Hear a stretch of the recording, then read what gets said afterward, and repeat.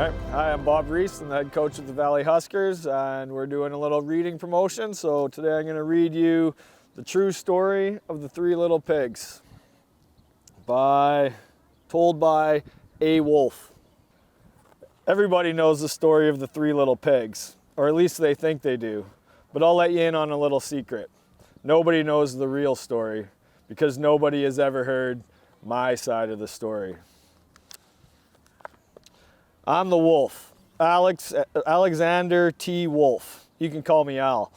I don't know how this whole big bad wolf thing got started, but it's all wrong. Maybe it's because of our diet. Hey, it's not my fault wolves eat cute little animals, cute little bunnies, sheeps, and pigs. That's just the way we are. If cheeseburgers were cute, folks would probably think you were big and bad too. But like I was saying, the whole big bad wolf thing is all wrong. The real story is about a sneeze and a cup of sugar. This is the real story. Way back in Once Upon a Time, I was making a birthday cake for my dear old granny.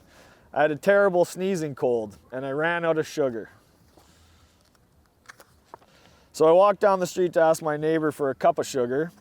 Now this neighbor was a pig, and he wasn't too bright either. He had this he had built this whole house out of straw. Can you believe it? I mean, who in his right mind would build his whole house out of straw? It's crazy. So of course, the minute I knocked on the door, it fell right in. Wasn't my fault. I didn't know. I didn't want to just walk into somebody's house. So I called, little pig, are you in?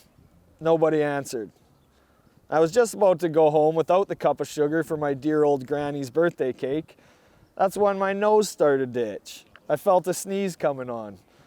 Well, I huffed and I snuffed. And you know what? And I sneezed a great sneeze. And you know what? That whole damn straw house fell down. And right in the middle of the pile of straw was the first little pig, dead as a doornail. He had been home the whole time. It seemed like a shame to leave a perfectly good ham dinner lying around there in the straw, so I ate it up. Think of it as a big cheeseburger just lying there.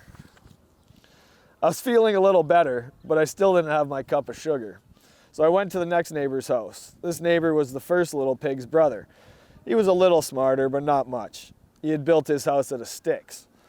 I rang the doorbell at the stick house. Nobody answered. I called, Mr. Pig, are you in? He yelled back, go away, Wolf. You can't come in. I'm shaving the hairs on my chinny chin. I just grabbed the doorknob when I felt a sneeze coming on, and I huffed and I snuffed and I tried to cover my mouth, but I sneezed a great sneeze. And you're not gonna believe it. This guy's house fell down too, just like his brother's.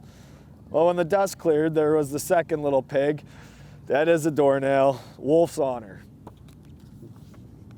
Now you know food will spoil if you just leave it out in the open, so I did the only thing that there was to do. I had dinner again. Think of it as a second helping. I was getting awfully full, but my cold was feeling a little bit better. I still didn't have that cup of sugar for my dear old granny's birthday cake, so I went to the next house.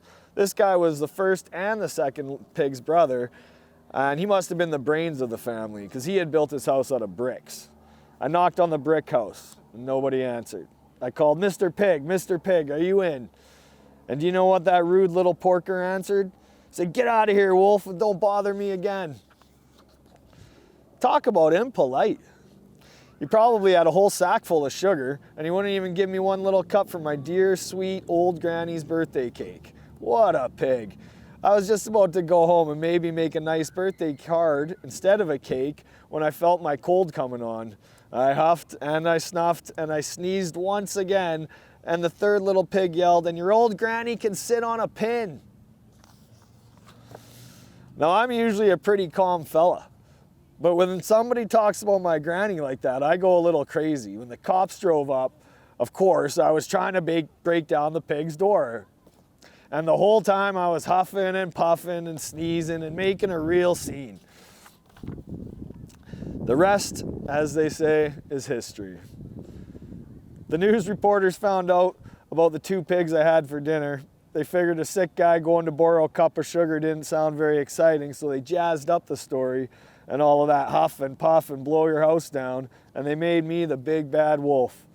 That's it. That's the real story, and I was framed.